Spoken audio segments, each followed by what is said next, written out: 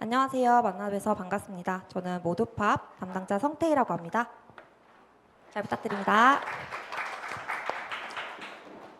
네, 오늘은 모두연의 논문 지원 제도를 소개하면서 그 기념으로 세미나를 열게 되었어요.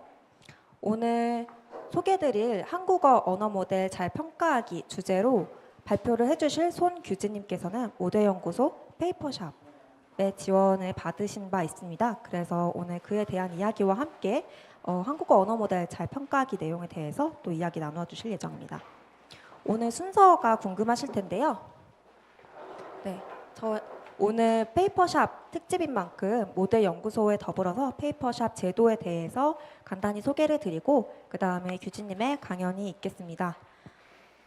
규진님의 강연에서는 해례팀이 공개한 한국어 벤치마크 소개, 현재 해례팀의 연구 방향 및 앞으로 연구되어야 할 분야, 오픈소스 연구 경험, 그리고 페이퍼샵 후기까지 이어질 예정이고요. 이후에는 15분 정도 Q&A 시간이 있을 예정입니다. 사전 질문과 현장 그리고 온라인 질문을 받을 예정이니까 많은 참여 부탁드리고요. 이후에는 5분 정도 휴식 시간을 가진 다음에 오프라인에 계신 분들은 30분간 네트워킹 하시는 시간이 있겠습니다. 네, 먼저 저희 모델연구소 소개를 한번 드릴게요. 아무래도 AI 분야에 계신 분들이 오늘 많이 오셨다 보니까 많이 아실 것 같긴 한데 오늘 모델연구소 처음 알게 되거나 처음 방문하신 분 계신가요? 오, 그래도 조금 계시네요. 네, 만나서 반갑습니다. 소개를 드릴게요. 저희 모델연구소는 AI 기술과 다양한 분야의 연구 모임에서 시작한 교육 그리고 커뮤니티 회사입니다. 저쪽 벽면에 보시는 것처럼 Share Value, Grow Together라는 미션을 가지고 기존의 경쟁 중심의 교육이 아니라 함께 지식을 공유하고 성장하는 연구 문화를 지향하면서 다양한 프로그램을 제공하고 있습니다. 그래서 모델연구소의 근간이 되는 두 가지 프로그램을 소개해 드릴게요. 오늘 규재님께서도 소개를 해주시겠지만 랩이 있고요. 그리고 프로젝트 중심의 랩이 있고 그리고 스터디 중심의 플립스쿨이 있습니다. 랩의 경우에는 연구 프로젝트를 지원을 저희가 해드리고 있어요. 그래서 참여비 모두 무료이고요. 여러분이 방문하신 이 강남 캠퍼스 공간 뒤쪽에 보시면은 많은 공간이 마련이 되어 있는데요. 이 공간을 지원해드리고 그리고 페이퍼샵이라는 논문 지원 제도가 있습니다. 그리고 GPU도 심사 후에 지원을 해드리고 있고요. 현재 모집 중인 페이퍼샵 기반의 랩의 경우에는 메디컬 AI 랩이 이번 주 토요일까지 모집 중이니까 관심 있으신 분들은 저희 홈페이지 참고하시면 되겠습니다. 그리고 랩은 조금 결과 중심적이라면 플립스쿨은 조금 더 과정 중심적이에요. 그래서 논문 읽기 함께 하고 싶은 분들 있으시면 플립스쿨 여셔도 되고 참여하실 수도 있고요. 그리고 강의 보고 토론하기나 책 한 권 끝내기 등의 주제로 많이 열리고 있으니까 또 이 또한 저희 홈페이지 참고해 주시면 되겠습니다. 앞서 저희가 페이퍼샵이라는 제도가 있다고 여러 번 말씀드린 바가 있는데요. 페이퍼샵은 모델연구소 랩에 참여하고 계신 연구원님들을 대상으로 하고 있는 논문 지원 제도입니다. 두 가지 혜택이 있는데요. 첫 번째는 계제비 최대 200만 원까지 지원해 드리는 것이 있고 다음으로는 패컬티, 교신, 저자, 교수 매칭이 있습니다. 먼저 계제비 지원의 경우에는 세 가지 조건을 모두 충족을 하셔야 해요. 이 또한 저희 홈페이지에 잘 나와 있는데 한번 읊어드리자면 국제학회 그리고 저널에 게재되신 경우에 그리고 제1저자나 교신 저자의 소속을 모듈랩스 모두의 연구소로 제출하신 경우 그리고 재단법인 브라운 임팩트의 사사를 추가하시는 경우 이 세 가지 조건을 모두 충족하셔야 저희가 계제비 심사 후에 이제 최대 200만 원까지 지원을 해드리고 있습니다. 저희가 브라이언 임팩트에 지원을 받아서 이렇게 지원을 하고 있으니까 참고 부탁드리고요. 또 혹시나 이렇게 결과물을 내시기 전에 논문 지도가 필요하신 경우에는 제안서를 제출해 주시면 저희 모델 연구소에서 패컬티 중 한 분을 매칭해 드리기도 합니다. 관심 있으신 분들은 랩에 우선 참여하거나 개설하신 후에 저희 모델 연구소 홈페이지에서 문의하기 란에서 문의 주시면 되겠습니다. 페이퍼샵을 어떻게 신청하나요? 궁금하실 텐데요. 저희 홈페이지에서 랩 클릭하셔가지고 랩을 개설 후 신청을 하시던가 아니면 페이퍼샵 지원을 목표로 하고 있는 그 랩에 참여를 하시면 되겠습니다. 네, 저희가 이외에도 여러 가지 프로그램을 지원하고 있는데 세 가지 소개를 드릴게요. 이 짧은 순부터 소개를 드리자면 우선 여러분이 오신 이런 하루짜리 세미나가 있고요. 그리고 또 단기적으로 진행되는 온라인 클래스가 있습니다. 그래서 저희는 캠퍼스가 두 개가 있어요. 강남 캠퍼스가 있고 대전 캠퍼스가 있습니다. 강남 캠퍼스에서 진행하는 지금 여러분이 오신 것과 같은 모드팝은 네트워킹 중심으로 진행이 되고 있고 다다음 주 화요일에는 네이버 클라우드의 이동수 이사님을 모시고 AI 반도체의 이해와 참여 방법에 대해서 진행할 예정입니다. 대전 캠퍼스는 실습 중심으로 많이 이루어지고 있는데요. 모레 목요일에 UX 디자이너를 위한 AI 101이라는 주제로 진행이 될 예정이고 오름 클래스의 경우에는 내일 배움 카드가 있으신 분들은 무료로 들으실 수 있는 환급 가능한 그런 과정입니다. 생성형 AI나 머신러닝, 딥러닝, 그리고 데이터 분석 등에 대한 주제로 있으니까 관심 있으신 분들 혹은 주변에서 도움을 필요로 하시는 분들께 소개해 주시면 감사하겠습니다. 마지막으로 3개월에서 6개월간 교육이 진행되는 학교들도 저희가 운영을 하고 있어요. 저희가 AI 커뮤니티에서 시작을 하다 보니까 AI 학교까지 만들게 되어서 작년에는 소프트웨어 학교까지 런칭을 하게 되었는데요. 왼쪽에 보시는 아이펠은 이번 주 금요일에 모집이 마감이 됩니다. 그래서 AI를 처음 시작하시는 분들을 위한 코어 과정이 하나 있고 그리고 석사급 수준으로 AI 논문까지 쓰실 수 있는 그런 과정으로 리서치 과정이 있습니다. 실제 저희 페이퍼샵 지원까지 받은 그런 팀도 있을 만큼 또 탄탄하게 준비를 하고 있으니까 많은 관심 부탁드리고요. 이외에는 현재 이번 주에 오픈이 된 데이터 사이언티스트 과정 그리고 AI 모델 활용, 백엔드 개발 과정이 있으니 많은 관심 부탁드리겠습니다. 이 모든 프로그램은 저희 홈페이지 moodlabs.co.kr 들어오시면 모두 확인을 하실 수 있고요. 저는 모두의 연구소 홈페이지 매번 찾아가는 게 귀찮아요 하시면 저희 모두의 연구소 슬랙에 입장하시면 소식을 자주 받아보실 수 있어요. 그래서 모두의 연구소 홈페이지 우측 상단에 슬랙 입장하기 버튼을 누르시면 슬랙에 입장하실 수 있고요. 혹은 저희 모두의 연구소 카카오톡 채널도 운영을 하고 있으니 추가해 주시면 되겠습니다. 마지막으로 저희는 K 하이테크 플랫폼 운영기관이라서 이 다양한 프로그램들을 무료로 운영을 할 수 있는 점을 말씀드립니다. 저희가 이 사업 이용객 중에 랜덤으로 연말에 한국산업인력공단에서 만족도 조사가 연말에 실시될 예정이니 놀라지 마시고 연락 받아주시면 감사하겠습니다. 저희 시작하기 전에 후기 이벤트 한번 안내 드릴게요.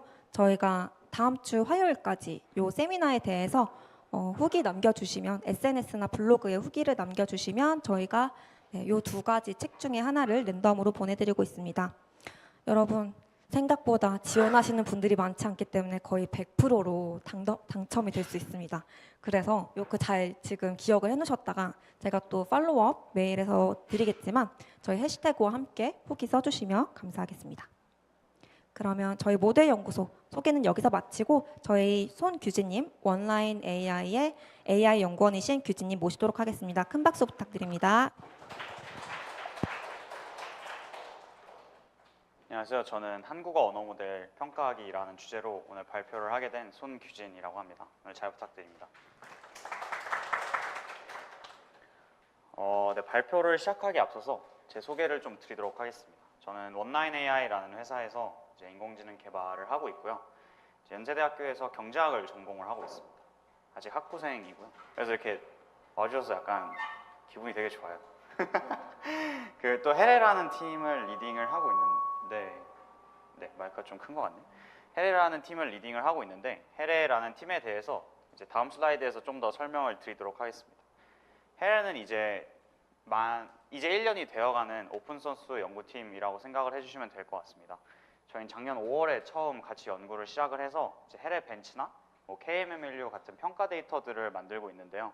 지금은 이제 오늘 와 계신 모두 연구소나 제 회사인 온라인 AI, 일로드 AI 같은 곳에 지원을 받고 있고요. 네이버 클라우드나 바르셀로나 슈퍼컴퓨팅 센터 같은 곳들이랑 협업을 하면서 이제 양질의 연구를 만들기 위해서 노력을 하고 있습니다. 이제 제가 생각하는 이제 한국에서 사실 저희가 언어 모델을 한다, 한국어 언어 모델을 한다라고 했을 때 할 수 있는 것들을 제가 한번 정리를 해봤는데요. 이제 국내에서 연구 주체라고 하면 이제 별로 없지만 오픈 소스가 있고요. 아카데미아가 있고 그리고 인더스트리가 있습니다. 그리고 이거를 이제 연구 분야별로 나눠보자면 이제 프리트레이닝 데이터를 모으고 정제하는 뭐 데이터 컬렉션 부분이 있겠고, 그리고 이거를 사전 학습하는 부분, 이걸 컨티뉴얼 프리트레이닝 하는 부분, 그리고 이걸 갖고 와서 이제 파인 튜닝하는 뭐 SFT, DPO, RLHF를 하는 부분까지가 사실 저희가 가장 흔하게 접하는 분야들이고요. 이제 요즘에 핫해지는 게 요즘 이밸류에이션 다들 와 계시잖아요. 그리고 이제 인터프리터빌리티까지 한 6개 정도로 구분해 볼 수 있지 않을까 생각이 듭니다. 이게 자연어 처리가 6개로 나눠진다라는 얘기보다는 이제 언어 모델을 만든다라고 했을 때 이렇게 6개로 국내에서는 연구가 진행되고 있지 않나라고 생각이 들고요. 진행이 안 되는 분야도 있습니다. 여기 보시면 데이터 컬렉션에는 제가 따로 적어 놓은 게 없는데 뭐 대기업들, 그러니까 저희가 그 자체 LLM을 공개하는 기업들에서는 내부적으로 진행이 되고 있겠지만 뭐 논문이 나오거나 하는 분야는 아니어서 제가 비워뒀고요.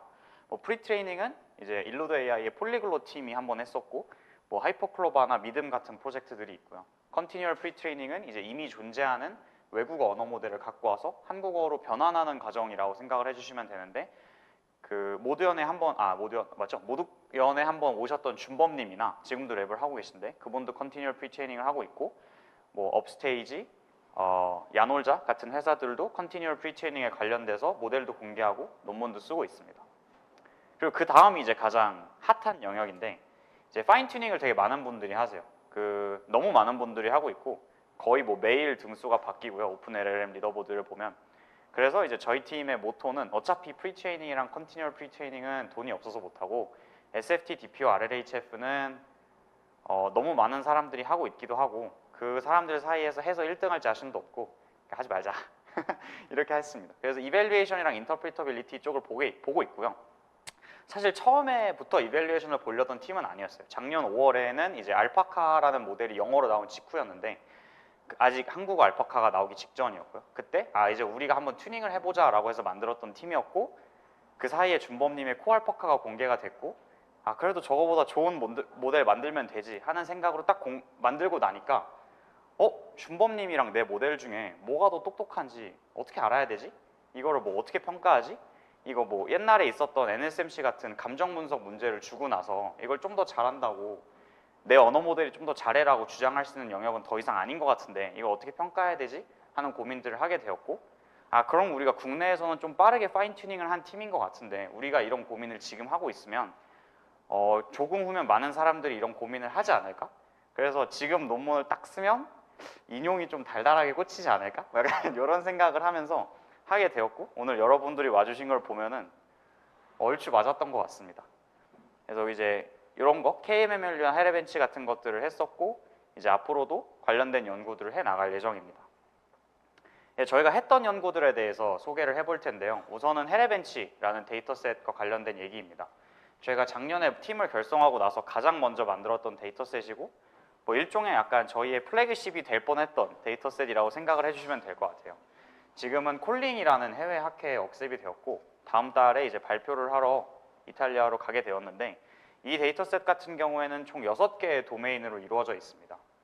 이제 요거 같은 경우에는 이 언어 모델이 얼마나 똑똑하냐를 평가하는 데이터셋에는 사실 적합하지 않다라고 저는 생각을 해요. 그러니까 이거 얼마나 학문적으로 깊이 알고 있는가 뭐 이런 것과는 어울리지 않습니다. 오히려 저희는 이거를 만들 때 했던 상상은 뭐냐면 이 언어 모델을 한국에서 서비스화하게 되었을 때 어떤 순간에 소비자들이 이거를 어색하다라고 느낄까? 어떤 순간에 소비자들이 이거를 약간 이거 이상한데? 라는 생각을 할까? 라는 상상을 하면서 만들었던 데이터셋입니다. 예를 들어서 가장 뭐 요즘 많이 보이는 언어 모델의 적용 사례 중에 하나가 뭐 그건 채팅 어플들이잖아요. 뭐 AI 여자친구, AI 친구 뭐 이런 것들인데, 그런 채팅 그 챗봇과 대화를 하면서 야 너 요즘 유행하는 뉴진스 알아? 라고 물어봤는데 뉴진스 네 알죠. 4인조 남성 그룹입니다 라고 대답을 하면 그 순간 그 소비자는 이거 뭔가 이상한데? 내가 지금 대화하고 있는 게 인간이 아니네? 라고 생각을 하게 될 거고, 그 챗봇에 대해서 약간 거리감을 느끼게 되겠죠. 아니면 뭐 어떤 공공기관에서 이 인공지능을 이제 뭐 한글 같은 데 붙여서 텍스트를 수정을 하는데 사용을 한다. 근데 뭐 표준어를 잘못 말하던가 문법을 잘못 말하던가 하는 상황이 생기면 안 되겠죠. 마지막으로 뭐 내비게이션 같은 거에 간단한 음성 안내를 하기 위해서 챗봇을 붙였는데 물론 레그를 사용을 하겠지만 정말 간단한 사실들조차 뭐 서울에서 부산을 가려면 북쪽으로 가야 된다 이런 말을 한다거나 뭐 부산역이 서울 2호선에 있다거나 이런 말을 한다거나 하면은 아 이게 사람들이 아 이 인공지능은 아직 학습이 덜 됐구나가 아니라 아 이 인공지능 그냥 이상한데? 라고 생각한 포인트일 수도 있겠다 라는 걸 생각하면서 만들게 되었습니다. 총 6개의 도메인으로 이루어져 있고요.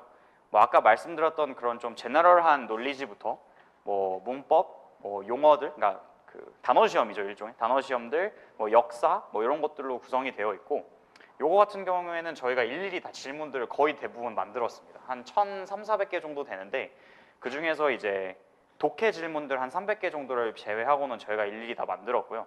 덕분에 데이터셋 크기가 그렇게 크진 않습니다. 1,000개 정도.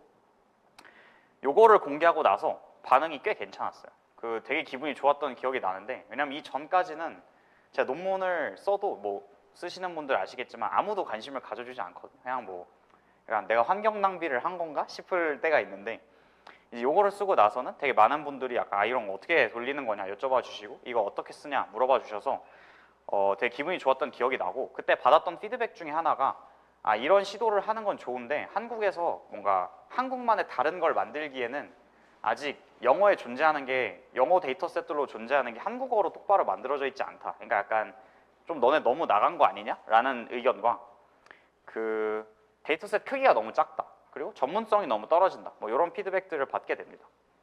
아 요거 제가 깜빡했는데 요게 이제 그 데이터셋에 들어가는 질문들의 예시인데, 뭐 서울 2호선으로 갈 수 없는 역이 어디냐, 뭐 뉴진스 앨범에 뭐 커버 아트가 뭐냐, 저 정답이 토끼인데 뭐 아시는 분들도 있고 모르시는 분들도 계실 것 같은데 뭐 이런 식의 질문들입니다. 그러니까 엄청 학술적이진 않죠. 말 그대로 얘가 약간 일상적인 대화를 얼마나 잘 할 수 있을까에 좀 더 초점이 맞춰진 데이터셋이라고 생각을 해주시면 될 것 같습니다. 그러니까 한국인과 일상 대화. 그래서 이제 헤레벤치를 만들고 나서 아 그럼 우리 뭔가 이런 피드백들을 수렴을 해서 다음 프로젝트들을 해보고 싶은데 뭘 하지? 해서 총 2가지 프로젝트를 시도를 하게 되는데, 하나가 헤레벤치 2고 하나가 이제 CSET-QA라는 데이터셋입니다. 헤레벤치 2는 이제 저희가 헤레벤치 1, 그러니까 헤레벤치 때 했던 그 방법론을 그대로 가져와서 그냥 시간을 더 많이 사용을 했어요. 한 달 걸려서 1,300개 만들었으면 뭐 한 5달 쓰면 한 6,000개, 7,000개 만들 수 있겠네? 그러면은 뭐 되지 않을까 생각을 했는데 이게 그렇게 스케일링이 안 되더라고요. 이미 저희 창의력을 다 써버렸기 때문에 한 2달 더 붙잡고 있었는데 한 1,000개 더 만들었던 것 같습니다. 지금 같이 공개가 돼 있긴 합니다만 뭐 많이 진행이 안 됐고요. 그리고 이제 약간 다들 이미 한번 이 노가다에 지친 이유여서 좀 동기부여가 덜 됐던 면도 있습니다.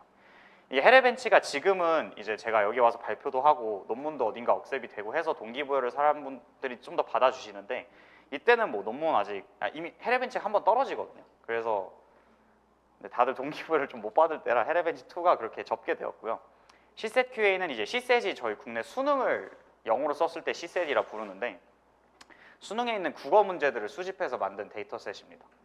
그래서 요거를 했더니 한 1, 2주 만에 질문들이 한 1,000개가 또 모이더라고요. 그래서 이걸 하면서 느낀 게 해외에는 뭐 MMLU나 뭐가 있을까요? 레이스나 이렇게 고등학교, 중학교, 대학교 시험들을 문제화해서 만든 데이터셋들이 되게 많고, 그런 게 되게 LLM 평가 지표에서 중요하게 사용이 되는데, 그리고 이게 되게 스케일러블하게 만들 수 있는 방법들인 것 같은데 아 한국엔 이게 아직 없네? 라는 생각을 좀 하게 되었습니다. 그래서 그거를 바탕으로 아 그러면은 우리가 이런 시험들을 모두 모아서 KMMLU라는 걸 만들어 보자 라는 생각을 하게 되고 뭐 만들게 되었습니다. 뭐 그 다음부터는 사실 뭐 엄청 학술적이지 않아요. 예를 들어 저희가 이거 되게 빨리 썼는데 12월 말에 연구를 시작을 해서 제가 12월 15일 날 논문을 하나 제출을 하거든요. 그 다른 논문을. 그래서 그거 끝나고 시작을 해서 2월 15일 날 제출을 하니까 사실상 거의 2달 안에 약간 벼락치기를 한 논문인데, 그 이유가 사실 연구할 게 그렇게 많지 않습니다. 데이터셋 열심히 크롤링해서 모으고 엄청 열심히 정제하고 LLM들 평가 돌려보니까 제가 1등 제가 꼴등이더라, 얘가 1등 하는 이유는 이런 거 같다 하면 이제 또 한 편이 뚝딱 나오거든요. 그래서 뭐 되게 빨리 썼던 논문이고 이렇게 재촉하는 사람들이 있었어가지고 네, 저는 뭐 그렇습니다. 그래서 KMMLU에 대한 얘기를 좀 더 드리자면, KMMLU는 저희가 이제 헤레벤치로 이거 너무 작다, 전문 지식이 너무 부족하다라는 피드백을 듣고 약간 각성하고 만든 데이터셋이라고 생각을 해주시면 됩니다. 저희가 총 513종의 시험들을 크롤링을 했고요. 그 513종의 시험들이 이제 매년 혹은 매 분기마다 있으니까 저희가 실제로 크롤링한 시험지의 개수는 몇 만 개에 이릅니다. 그리고 그것들을 크롤링을 하고 그 몇만 개의 시험들에서 각자 뭐 몇십 개씩 질문들을 수집을 해서 정제를 거쳐서 35,000개를 뽑습니다. 그래서 35,000개 그리고 45개의 카테고리로 이루어진 데이터셋이고요. 이 카테고리가 뭐 수학, 뭐 물리학, 생명과학 이런 거 당연히 들어가 있고 엄청 어려운 분야들 뭐 농업과학, 뭐 우주과학, 뭐 항공과학 진짜 이상한 분야들이 많아. 뭐 공조 냉동화 기계 뭐 이런 분야들까지 다 들어가 있습니다. 그러니까 정말로 얼마나 그러니까 매우 다양하고 매우 깊은 도메인에서 언어 모델이 얼마나 깊은 지식을 외우고 있는가를 평가하는 벤치마크라고 생각을 해주시면 될 것 같습니다. 이제 ARR 2월에 제출했다라고 적어놨는데 지금은 결과가 나왔고 결과가 안 좋습니다. 그래서 지금 좀 마음이 아프고요. 이제 요거는 이제 네이버 클라우드랑 같이 논문을 작성을 하게 되었고요. 이렇게 하게 된 계기는 데이터셋을 어느 정도 수집을 완료하고 나서 네이버에 이제 하이퍼클로바 X가 지금은 공개되었지만 공개되기 전에 요거를 사용을 해보고 싶다. 요거 벤치마킹을 하고 싶다. 혹시 API를 제공해 줄 수 있느냐라고 여쭤봤는데 감사하게도 그러면 우리가 돈 다 내줄 테니까 그 API 비용들에 대해서 같이 쓰자. 뭐 이렇게 해서 진행이 됐던 논문입니다. 이게 이제 평가 결과인데요. 네, 숫자가 많죠. 뭐 그렇게 중요하진 않습니다. 결론은 GPT-4가 제일 잘해요. 이게 한국어고 뭐고 하이퍼클로버고 뭐고 GPT-4가 제일 잘합니다. 다만 그 스코어의 격차가 줄어들고 있다는 사실은 알 수 있습니다. 왜냐하면 하이퍼클로바의 첫 번째 논문이 아마 21년에 나왔는데 그때까지만 해도 이 격차가 매우 컸거든요. 지금은 사실 격차가 한 5점 정도 차이밖에 안 나는 것을 확인하실 수 있고 뭐 구글의 제미나이 프로 같은 모델들 혹은 이제 GPT 3.5 터보보다는 하이퍼클로바가 조금 더 나은 성능을 보여준다라는 사실을 확인할 수 있습니다. 그러니까 이제 해외에서도 사실 오픈 AI는 되게 독보적인 지위를 갖고 있는 회사잖아요. 지금은 이제 뭐 안트로픽의 클라우드 3가 나오면서 조금 격차가 줄어들었다라고 할 수 있지만 여전히 해외 영어권을 다루는 기업들 사이에서도 오픈 AI와 타 기업들 사이에 갭이 엄청 벌어져 있고요. 딱 그 정도가 한국에서 아마 하이퍼클로바와 GPT-4의 차이지 않을까라고 생각을 합니다. 다른 모델들 좀 인상적인 걸 좀 살펴보자면 여기 보이는 QN72B 챗이라는 모델이 여기 있는데요. QN72B의 성적이 47점으로 하이퍼클로바랑 한 6점 정도 차이가 납니다. 근데 이제 인상적인 점은 QN72B는 오픈소스 모델이에요. 그래서 그냥 웨이트를 다운받아서 사용하실 수 있고 이 QN팀이 현재는 이제 QN72B 다음 모델들 QN1.5 32B, 1.5 72B도 공개를 한 상태이기 때문에 아마 다시 평가하면 꽤 괜찮은 성능을 보실 수 있지 않을까라는 생각이 듭니다. 결론은 뭐냐면 이제 QN72가 아무래도 중국 알리바바 클라우드에서 학습한 모델인데 그러다 보니 중국어 생성을 훨씬 잘합니다. 한국어 생성에 비해서. 그럼에도 얘가 외우고 있는 지식 자체는 하이퍼클로바와 많이 차이 나지 않는다. 그래서 뭔가 오픈소스 모델을 쓴다면 사실 나쁘지 않은 선택지가 될 수 있다. 라는 거를 뭐 감안하시면 될 것 같습니다.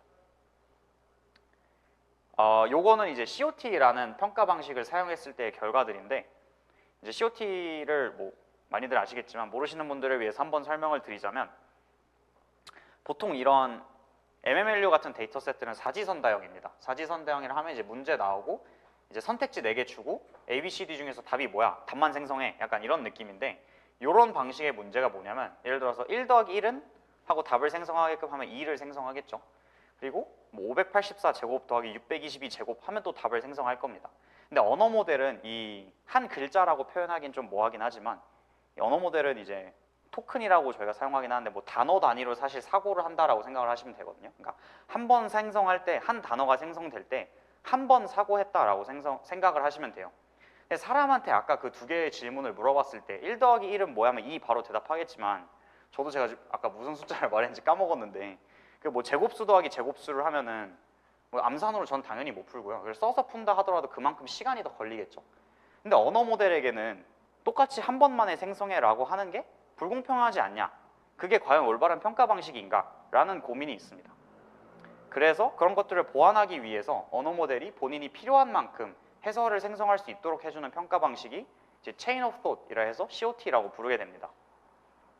이 COT 같은 경우에는 언어 모델이 뭐 어떤 문제가 주어졌을 때 답을 바로 생성을 하는 게 아니라 본인만의 풀이 과정을 좀 생성하게끔 합니다.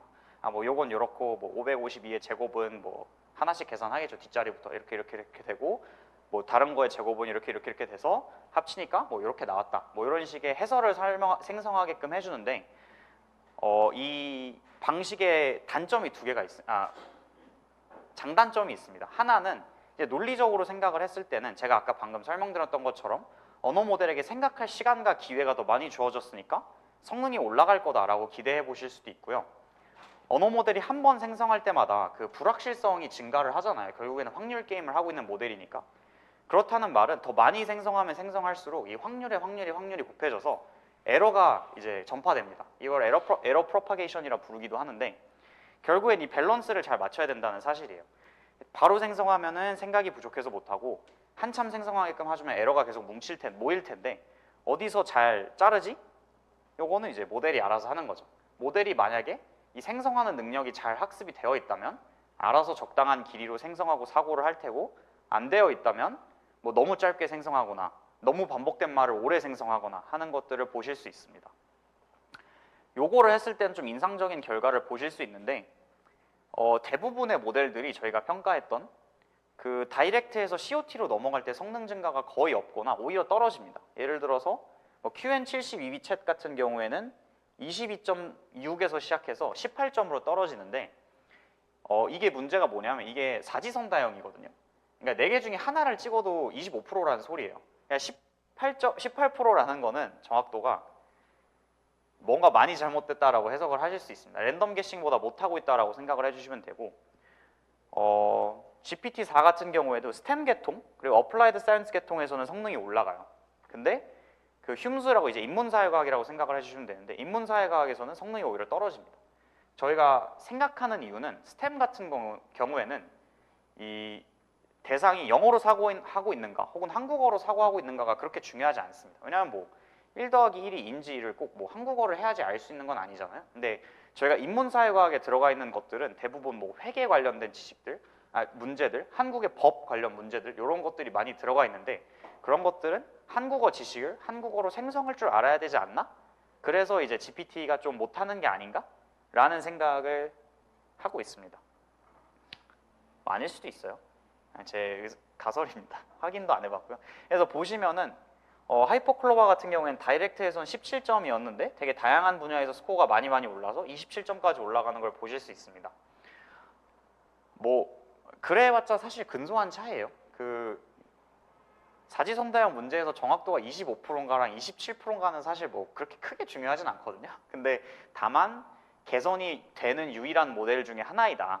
그러니까 결론은 한국어로 생성하는 능력에 있어서는 이 네 모델 중에서 그래도 비교적으로 좀 잘 생성할 수 있지 않나 라고 생각해 볼 수 있을 것 같습니다. 그리고 이 부분이 사실 저희 논문에서 되게 중요한 부분인데 이 체인 오브 톳이란 거를 모델이 하게끔 하기 위해서는 물론 인스트럭션 튜닝이 잘 돼 있는 모델이면 알아서 하는 경향도 있긴 합니다만 앞에 예시들을 막 넣어줘야 됩니다. 예시라고 하면은 이제 문제 있고 해설 있고 답 있고 문제 있고 해설 있고 답 있고 이런 예시들을 넣어주는데 그런 게 몇 개가 들어가냐가 이제 그 N샷 이발이라 부르게 돼요. 그러니까 원샷이라고 하면 그런 예시가 하나 들어간 거고요. 5샷이라고 하면 5개 들어간 거고 50샷이라고 하면 그런 예시들이 50개가 들어간 겁니다. 저희 같은 경우에는 이 논문에서는 5샷 이발을 사용을 하고 저희가 이 5개의 예시들을 저희가 미리 만들어서 제공을 해요. 이걸 만드는 과정이 진짜 웃기고 힘들었던 게 나름 그래도 뭐 저는 아직 학부 졸업을 못했기 때문에 고졸입니다만 저희 팀에 계신 분들은 나름 다 뭐 석사 하시고 박사 과정 중에 계시고 지금 뭐 카네기 멜론 박사고 이런데 진짜 웃겼던 게 수학 문제가 하나 있었는데 저희가 그거에 대해서 해설을 써야 되는데 아무도 못 푸는 거예요, 그 문제를. 그래서 어쩌면 언어 모델이 30점을 받는 게 당연한 일일 수도 있겠다라는 생각을 하면서 풀이를 만들었던 기억이 있습니다. 각설해서 이런 그 예시를 제공하는 시도가 한국에서는 제가 알기로 처음으로 알고 있고 여전히 저희 이 데이터셋밖에 없어서 그런 의미에서 좀 COT 평가를 가능하게 한다는 점에서 좀 의미가 있지 않나 생각이 듭니다. 그 다음에 이제 저희 머리가 복잡해졌어요. 이거 KMML 논문이 나오고 네이버 분들이 이제 보도 자료를 내주셔서 막 뉴스에 막 엄청 나왔습니다. 그래서 이제 기분이 막 신나고 뭔가 또 해야 될 것 같은데 뭘 해야 될지 모르겠고 이런 것들을 하면서 고민을 하고 있는 상황이고 여전히 사실 아직 뭐 KMMLU가 이제 2월 15일 날 나왔고 뭐 얼마 안 됐어요. 그래서 아직 뭐 별다른 일을 못 했는데 저희가 하고 있는 논문들에 대해서 좀 소개를 드릴까 합니다. 그 KMMLU랑 헬레벤치 둘 다 이제 본문만 8페이지 어펜딕스까지 하면 그래도 뭐 한 20페이지까지 가는 논문들인데 설명을 좀 짧게 드린 이유가 사실 제가 이 재탕이거든요. 여러 번 했어요 이미 딴 데서. 그래서 유튜브에 이제 찾아보시면 보실 수 있기 때문에 좀 다른 내용을 그래도 전달을 드릴 수 있으면 좋을 것 같아서 저희가 지금 진행 중인 프로젝트들에 대한 소개를 좀 많이 갖고 왔는데요. 하나씩 해보도록 하겠습니다. 결국엔 저희가 KMMLU에서 했던 거는 영어권에 존재하는 MMLU라는 데이터셋의 컨셉을 갖고 와서 저희가 그대로 다시 만든 거예요. 그러면은 이제 저희가 그런 걸 사실 더 할 수 있긴 하거든요. 아직 영어권에 있고 번역되지 않은 데이터셋들이 매우 많습니다. 그런 거를 사실 할 수 있는데 저희 팀은 아무래도 이제 오픈 소스에서 작업을 하다 보니까 이 팀원들의 동기부여가 되게 중요합니다. 이게 회사에서는 돈을 주고 번역하라 그러면 오 개꿀 하고 번역을 하겠지만 제가 이제 오픈 소스 팀을 이끄는 입장에서는 우리 저번에 했던 거 데이터셋만 바꿔서 다시 그대로 하자라고 하면 동기부여가 잘 안 됩니다. 그래서 뭔가 새로운 어젠다, 약간 KMMLU는 우리가 이런 걸 평가했으니까 다른 거를 평가할 만한 게 뭐가 있을까라는 생각을 하고 있는데요. 죄송합니다. 땀 좀 닦겠습니다. 제가 약간 발표하다 열받으면 땀이 나가지고 지금 저희가 가장 이제 관심을 갖고 있는 프로젝트는 이 QARB라는 프로젝트입니다. 이제 KMMLU 같은 질문들은 사실 어디서, 그러니까 어느 나라에서 물어보냐에 따라서 답이 달라지진 않거든요. 이게 무슨 소리냐 하면은 예를 들어서 불이 나면 어디로 전화해야 돼? 같은 질문이 있으면 한국에서는 답이 119겠지만 미국에서는 답이 911입니다. 그러면은 영어권에서 학습되고 그거를 컨티뉴얼 프리트레이닝에서 한국어로 갖고 왔다면 이 모델은 불이 나면 어디로 전화해야 돼? 라는 질문에 대해서 뭐라 대답할까가 사실 저희가 궁금한 부분이에요. 만약에 애초에 영어로 학습된 모델은 그 지식을 변경하는 게 매우 힘들다면, 그래서 컨티뉴얼 프리트레이닝을 아무리 해도 이미 911이라고 외워버렸으면 119로 바꿀 수 없다면, 그러면 사실 지금 많은 기업들이 하고 있는 컨티뉴얼 프리트레이닝 방법이 안 되는 걸 수도 있거든요. 지금 뭐 업스테이 관계자가 아니어서 내부에서 뭘 하고 있는지 모릅니다만 공개한 거에 한해서는 솔라는 컨티뉴얼 프리트레이닝이 된 것 같고 EEV도 마찬가지고, 그러면은 누군가는 이런 거에 대해서 설명을 해줄 수 있는 툴을 만들어야 되지 않을까가 저희 생각입니다. 뭐 그런 질문들의 예시 중에 하나인데, 예를 들어서 그 10대 대통령은 누구인가라는 질문을 한국어로 물어봤을 때 제미나이 프로는 이제 구글의 모델인데 시어도어 루즈벨트라고 대답을 합니다. 클로드 3 오포스 같은 경우는 대한민국 제10대 대통령은 최규하이다 입니다 라고 대답을 하게 되는데, 여기서 사실 차이가 보이는 거죠. 그러면은 제미나이 프로도 사실 되게 괜찮은 모델이긴 하지만 한국에서 서비스로 만들기에 적합하지 않을 수도 있겠다라는 생각을 할 수 있습니다. 약간 저희가 하고 싶어 하는 것이 좀 잘 보였으면 좋겠는데, 결국에 저희가 하고 싶은 거는 이제 한국어 언어 모델을 평가할 수 있는 그 축을 여러 개를 만들고 싶은 거예요. 그러니까 데이터셋이 늘어나는 게 문제가 아니고, 데이터셋이 늘리는 건 사실 뭐 기업에서 돈을 부으면 얼마든지 가능하니까, 저희가 하고 싶은 거는 그러면은 또 다른 시각으로 언어 모델을 평가한다면 어떤 게 가능할까를 하는 거죠. 요게 이제 제가 오늘 갖고 오기 위해서 열심히 돌린 실험 결과인데, 이제 두 가지 모델을 사용을 했습니다. 이제 미스트랄이라는 모델이 있고요. 저기는 이제 야놀자의 EEV라는 모델이 있는데, 미스트랄 같은 경우에는 미스트랄이라는 회사에서 만든 모델이에요. 이거 웃기네요, 이렇게 말하니까. 영어 모델이고요. 7B 건대에서는 사실 지금 공개된 모델 중에서 가장 성능이 괜찮다, 영어권에서 평가받는 모델입니다. 라마2 이상으로. 저 EEV 코리아 인스트럭트 같은 경우에는 이 미스트랄 모델을 뎁스업 스케일링을 해서 한국어로 컨티뉴얼 프리트레이닝을 한 모델입니다. 이제 COT 없이 생성을 했을 때 그냥 질문을 주고, 아까 여기서처럼 질문을 주고 이제 답을 두 개를 주는 거예요. 시어도어 루저벨트와 최기화 이거 두 개를 주고 고르라고 시켰을 때 미스트랄은 미국을 더 많이 고릅니다. 189번 고르죠. 그리고 신기하게도 EEV도 189번 고릅니다. 그러니까 저희가 총 한 330개 정도의 문제를 갖고 평가를 한 겁니다. 그리고 그 앞에 Answer as if you're Korean. 너가 한국인인 것처럼 생각을 하고 대답을 해봐라고 했을 때 이상하게 미국을 고르는 빈도수가 둘 다 늘어나요. 그리고 Answer as if you're American 하면 더 늘어납니다. 근데 이제 COT를 붙여주면 이 언어 모델이 생성을 좀 더 할 수 있게끔 해주면 되게 신기한 변화가 일어나는데, 여기 보시면 Answer as if you're Korean을 더하면 미스트랄은 이제 242번 한국을 고르고요. EV 코리아는 210번 한국을 고르는 걸 보실 수 있습니다. 반대로 Answer as if you're American이 붙으면 미스트라는 270번 고르고 EV는 292번 고르는 걸 보실 수 있어요. 이게 되게 신기한 게 뭐냐면 우선은 이 간단한 한마디로 이게 이 비헤이비어가 스티어링 된다는 것도 사실 되게 신기한 포인트 중에 하나고요. 다른 하나는 미스트랄은 영어권 모델이고 한국어로 학습된 적이 없음에도 Answer as if you're Korean을 붙이자마자 한국과 관련된 답들을 뽑아낼 수 있다는 게 사실 되게 신기한 부분입니다. 요거를 보고 저희가 할 수 있는 생각은 그럼 한국어 모델을 따로 안 만들어도 될 수도 있겠네? 라는 생각을 저희가 할 수도 있는 거죠. 그러니까 저희는 이제 사실 학습을 하는 팀이 아니기 때문에 이거 만지지 말라 그랬는데 아니기 때문에 사실 결과가 어떻게 나오든 상관없습니다. 그냥 저희는 신기한데 이제 뭐 학습을 하시는 분들은 좀 감안을 해야 될 수도 있겠죠. 그리고 또 다른 신기한 점은 EEV는 한국어로 학습이 됐음에도 Answer as if you are Korean이 들어가도 미스트랄보다 한국에 관련된 답을 뽑는 그 빈도수가 적습니다.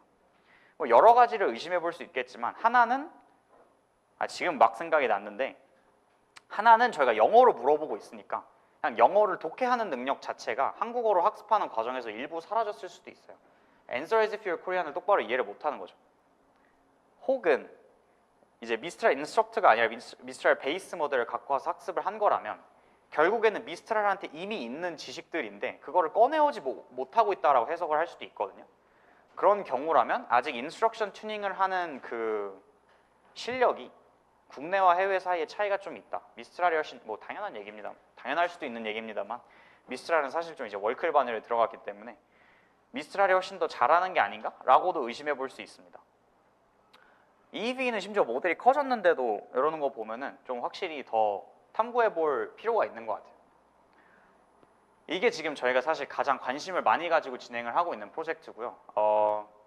질문이 지금은 한 600개, 700개 정도 수집이 됐습니다. 요거는 한 330개 정도고 이 질문도 사실 저희가 다 직접 만들어요. 왜냐하면 뭐 어디서 갖고 오겠어요. 미국과 한국과 이 답변이 다른 질문들을 사실 검색한다고 나오진 않잖아요. 그래서 저희가 다 만들고 있고 이 답도 다 저희가 답니다. 이제 논문에 근데 이제 쓸 때 이거 답도 다 우리가 달았고 질문도 다 우리가 만들었어라고 하면 이제 리뷰어들이 너네가 뭔데? 이러고 물어보거든요. 그래서 지금은 답을 달 때 다 이제 레퍼런스 머티리얼을 온라인에서 찾아서 링크까지 다 같이 달아주는 작업을 하고 있습니다. 그러니까 매우 레이버 인텐시브하고 왜 대기업들에서 안 하는지 사실 살짝 감이 오는 부분이긴 합니다. 그래서 이제 이런 것들, 그러니까 다들 이제 귀찮고 시간이 많이 들고 복잡하고 재미없고 해서 안 하는 것들을 해보자 하는 게 사실 저희 팀이라고 생각을 해주시면 될 것 같아요. 요것도 이제 저희가 하고 있는 프로젝트 중에 하나인데요. 이제 평가 데이터 셋입니다. 요거는 다행히 인스턴스 수가 많지 않고요. 한 90개 정도로 이루어져 있는데 덕분에 하루 날밤 새고 만들 수 있었습니다. 이제 아까 보여드렸던 MMLU 같은 데이터 셋들은 사지선다형 문항을 주고 그것 중에 답을 하나 고르게 합니다. 그래서 제가 아까 말씀드렸던 게 MMLU는 언어 모델이 얼마나 전문적인 지식을 잘 외우고 있는가를 평가한다라고 설명을 드렸는데 그 이유는 그냥 외우고만 있으면 돼요. 이거를 잘 설명해 줄 필요도 없고 사실 저희가 그 MC가 사지선다형 질문을 줬을 때 궁금한 거는 4번이 정답인 건 뭐 알아서 그렇다 쳐 왜 정답인데가 궁금한 거잖아요. 근데 이제 그 MMLU 같은 경우는 뭐 COT가 좀 그 역할을 해주긴 합니다만 일단 모르겠고 일단 4가 정답이고 맞았어? 오케이 끝. 약간 이런 식의 평가 방법론이란 말이죠. 그러면은 얘가 얼마나 잘 생성하는가, 얼마나 뭐 설득력이 있는가, 얼마나 뭐 유저가 원하는 것에 잘 따라가는가를 평가할 수 있는 데이터셋들이 해외에서는 이제 MT벤치와 비큐나벤치라는 데이터셋들이 있습니다. 뭐 지금은 더 많긴 합니다만 뭐 IF 이발 뭐 여러 개가 있지만 사실 MT벤치가 가장 대표적이고 만약에 다른 논문들이 궁금하시면 그 MT벤치를 인용하시는 논문들을 한번 싹 훑어보시면 아마 다 보실 수 있을 거예요. 이 모두가 다 인용을 하고 있거든요. MT벤치 같은 경우에는 어떻게 구성이 되어 있냐면 영어 질문이 하나 있고 언어 모델이 답변을 하고 그 답변을 바탕으로 두 번째 질문까지 미리 데이터셋에 만들어져 있습니다. 그래서 이 두 번째 질문에 대한 답변을 평가하는 게 이 MT벤치고 이제 그러면 이 생성된 무언가, 이 글을 어떻게 평가하지? 얘가 설명하는 4번이 정답한 이유와 제가 설명하는 4번이 정답인 이유가 뭐가 더 나온지 어떻게 알지? 를 사실 되게 이슈인데 사실 사람이 읽어보는 게 가장 정확하죠. 뭐 사람도 물론 바이어스가 있습니다만 근데 사람을 읽게 하면은 다 비용이기 때문에 MT벤치 같은 경우에는 GPT-4를 사용을 합니다. 결국은 이제 인공지능이 인공지능을 평가하는 뭐 그런 상황이 돼버렸죠. 그리고 이제 나아가서 이제 한국에도 비슷한 게 있어요. 제가 한국어 성함을 모르는데 메이웰님이라는 이름으로 활동을 하시는 분인데 마찬가지로 오픈 소스 개발자시고요. 그 로직 뭐 KOR, 콜 뭐 어떻게 읽는지 모르겠습니다만 저거를 최근에 만드셨어요. 한 40개 정도의 질문으로 구성이 돼 있고 MT벤치를 모티브로 만드셨다고 합니다. 제가 데이터셋을 막 깊게 살펴본 건 아니어서 잘 모르지만 아마 그 투스텝 구조를 그대로 가져간 것으로 알고 있습니다. 그리고 MT벤치와 비슷한 컨셉인 건 맞는데 약간 여러 가지 이슈들을 고려해서 질문들은 번역한 게 아니라 새로 다 작성하셨다고 해요. 그래서 뭐 살펴보면 뭐 MT벤치가 뭐 그런 것들로 이루어져 있거든요. 뭐 르네상스 시대 이후로 몇 개의 음반이 녹음되었을지 너가 논리적 추론을 해봐. 뭐 이런 것들인데 로직 KOR도 비슷한 구성입니다. 그러니까 결국에는 MT벤치를 번역하지 않았다 뿐이지 한국어로 그대로 쓴 게 로직 KOR인데 저는 이게 분명 차이가 있다라고 생각을 하거든요. 그러니까 한국에 작성된 지시문과 한국에 관한 지시문은 전 다르다고 생각을 해요. 그러니까 한국에 관한 지시문이라고 하면 영어에서 아까 제가 보여드린 이런 예시인 건데 Who's the 10th president of Korea라고 하면은 영어로 적혀 있음에도 한국어에 관한 질문이에요. 반대로 뭐 르네상스 시대 이후로 몇 개의 음반이 녹음됐으면 한국어로 적혀 있음에도 사실 한국에 관한 질문은 아니거든요. 그래서 이런 것들을 동시에 반영하는 K2 이발이라는 데이터셋을 우리가 만들 수 있지 않을까? 라고 생각을 하고 만들었습니다. 그래서 한국에 관한 한국어 지시문이라 생각을 해주시면 될 것 같고 뭐 이런 질문들이에요. 예를 들어서 뭐 고구려는 한반도의 역사에서 가장 강력한 왕국 중에 하나였습니다. 고구려의 영토 전성기 영토 크기가 현재 대한민국 영토와 비교하여 몇 배가 되는지 추정해 보시오. 한국에 5층 이상 건물이 몇 개 존재하는지 추정해 보시오. 혹은 뭐 한국의 높은 교육열을 뭐 어떻게 해결할지 설명해 보시오. 뭐 김소월의 진달래꽃과 김영랑 시인의 모란이 피의까지를 비교 분석해 보시오. 뭐 이런 구성으로 되어 있는데 이제 저희 데이터셋 같은 경우에는 이제 두 가지가 다 같이 태그가 되어 있습니다. 이게 어떤 지식을 필요로 하는지, 그러니까 Korean History, Korean Geography, Social Issues, Korean Literature가 태그가 되어 있고 마찬가지로 필요한 능력들도 같이 태그가 되어 있어요. Numerical Estimation, 뭐 Solution Proposing, Comparative Analysis 뭐 이렇게 태그가 되어 있고요. 이제 약간 좀 웃기게 느낄 수도 있어요. 그러니까 굳이 이미 있는 데이터셋을 갖고 와서 한국에 관한이라는 전미사를 붙여가면서 다시 만드는 이유가 뭐냐라고 생각을 하실 수 있는데 저의 컨셉입니다. 그냥 봐주시면 감사하겠고요. 그래서 총 9개의 주제와 7개의 능력으로 구성이 되어 있습니다. 주제라 하면 이제 한국 미술, 저희 그 짝대기가 빠졌는데 한국 음식 문화, 한국 그리고 문화 전통, 그 지리랑 랜드마크, 뭐 도시 관련된 얘기들, 역사, 한국 언어, 뭐 리터처, 그러니까 문학이죠. 그리고 시사 이슈, 이걸 정치 경제 뭐 이런 식으로 구성이 되어 있습니다. 그러니까 언어 모델이 뭐 미국에 대해서 잘 알고 있는 거 알겠어. 근데 너가 만약에 한국에서 뭐 어떤 증권사 직원이 너한테 뭐 어떤 매매 기법에 대해서 알려줘라고 했으면 그거를 한국에서 적용할 수 있는 기법을 잘 알려줄 수 있는가를 평가하고 싶다라고 생각을 해주시면 될 것 같고요. 이 능력 7개는 그냥 제가 정했습니다. 뭐 큰 의미는 없습니다. 그냥 제가 이런 것 좀 어렵겠구나 싶은 것들 위주로 한번 정리를 해봤고요. 요게 이제 언어 모델들의 답변입니다. 그러니까 만약에 이게 한국에 관한 질문이 아니었다면 저희는 이게 틀렸는지 사실 알 수도 없어요. 그러니까 지금 한국어로 너무 잘 생성하거든요. 그러니까 말은 유창하게 하거든요. 한국에는 5층 이상의 건물이 총 몇 개 존재할까요? 뭐 많아 보이지만 그리 많지 않을 것 같다고 느끼시는 분들도 많을 겁니다. 놀라운 사실은 대략 80만 개에 이른다는 사실이에요. 뭐 이런 얘기하고 저기 있는 거는 뭐 5층 이상 건물이 10만 개 이상 존재합니다. 너무 유창하게 생성을 하는데 문제는 틀렸다는 게 사실 중요한 거거든요. 그러니까 결론은 저희가 만약에 이게 한국에 관한 질문이 아니었다면 한국어 유창하게 생성하네 하고 끝났을 텐데 한국에 관한 질문들을 넣어보니까 한국에 관해서 대답을 잘 못하네? 라는 사실을 확인할 수 있는 거죠. 이 사용되는 모델들은 이제 이 파란색 박스에 있는 거는 EEV 10.8B고요. 저쪽 빨간색 박스에 있는 거는 이제 그 고려대학교에서 만든 KULLM3라는 모델입니다. 그러니까 제가 하고 싶은 말은 여기서 이 모델들을 지적하고 싶은 게 아니라 얘네 못한다가 아니에요. 왜냐면 GPT-4한테 줘도 똑같이 대답을 못해요. 왜냐면 이 정답 데이터셋이 있어야 될 거 아니에요. 그 정답을 저희가 GPT-4에 인터넷 커넥션까지 붙여서 이제 걔가 알아서 검색도 하면서 레그까지 달아서 해도 정답을 생성을 못하는 경우가 많거든요. 그러니까 그만큼 어려운 데이터셋, 그것도 결국에 저희가 답을 다 손으로 쓰고 있습니다. 같이 써주고 계신 분 한 분 여기 와 계신데 네, 뭐 그렇습니다. 결론은 이런 거를 하고 있다. 뭐 이렇게 봐주시면 될 것 같고, 이제 다시 돌아와요. 그럼 이거 두 개는 저희가 지금 눈으로 봤으니까 생성이 잘 안 된 걸 확인을 했는데, 그럼 얘는 어떻게 평가해? 얘도 뭐 GPT-4로 할 거야? 라고 이제 물어보실 수도 있는데, 그래서 저희가 이것도 마치 만들고 있습니다. 이제 K-프로메테우스라는 모델이고, 이제 이 GPT-4가 LLM에서 저지라고 부르는데, 이 GPT-4를 평가 모델로 활용했다는 뜻입니다. 이게 활발하게 사용이 되기 시작하면서 오픈 소스에서는 프로메테우스라는 모델이 등장을 하게 됩니다. 카이스트에서 개발한 모델이고요. 이 프로메테우스 모델 같은 경우에는 이제 저희가 GPT-4에게 평가자로서 기대했던 거를 오픈 소스 모델이 할 수 있지 않을까라는 거를 뭐 감안해서 만들어서 이제 지시문과 평가표, 모델 답변, 그리고 모범 답안을 주면은 이제 피드백과 점수를 생성하게끔 학습이 되어 있는 모델입니다.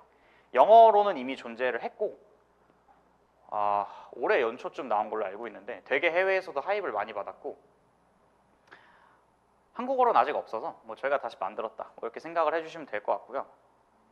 이제 모르겠어요, 무슨 색깔, 약간 청록색에 보이시는 게 아까 이미 한번 보셨던 답변이고요.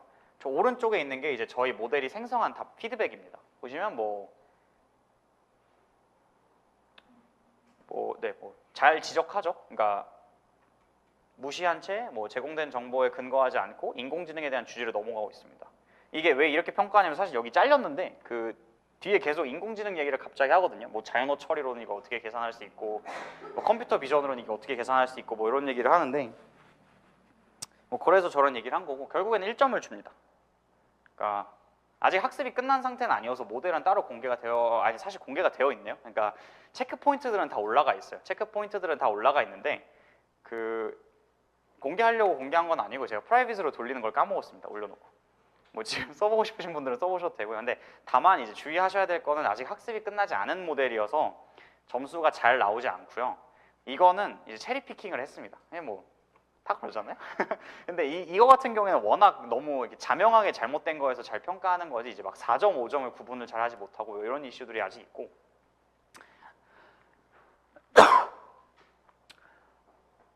저희가 한 10개, 9개 정도 모델들로 이제 저희가 K2 이발해서 직접 생성을 하고 K-프로메테우스라는 모델로 평가한 결과입니다. 그러니까 여기 빨간색으로도 써놨지만 지금 저 오른쪽에 보이는 게 모델들의 순위라는 얘기를 하고 싶은 게 아니에요. 이렇게 저렇게 생겼을 거다라는 말씀을 드리고 싶은 거지. 다만 이제 저희가 지금 학습이 진행 중인데 희망적인 거는, QN 같은 모델 시리즈를 보면은 정말 기가 막히게 순서대로 줄을 섰거든요.